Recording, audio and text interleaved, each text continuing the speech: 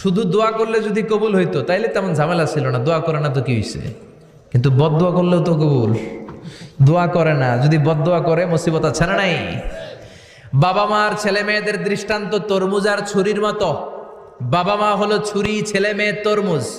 তরমুজ নিচে রেখে উপর থেকে ছুরি মারলে তরমুজ কেটে যায়, আবার ছুরি নিচে ধরে রেখে উপর থেকে তরমুজ ফেললেও তরমুজ কেটে যায়। উভয় অবস্থায় তরমুজের ক্ষতি হয়, ছুরির কিছু হয় নাকি? কথা বুঝতে পেরেছেন? এজন্য বাবা মা অনেক বড় নেয়ামত। বিশ্বনবী বললেন, 3 জিনিসের দিকে নজর করা মাত্রই সওয়াব দেয় কে?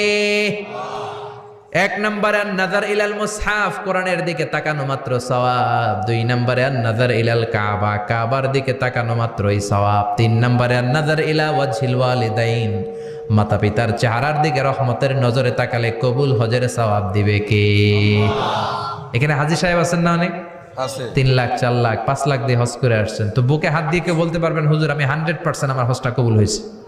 কেউ গ্যারান্টি দিতে পারবেন? গ্যারান্টি নাই।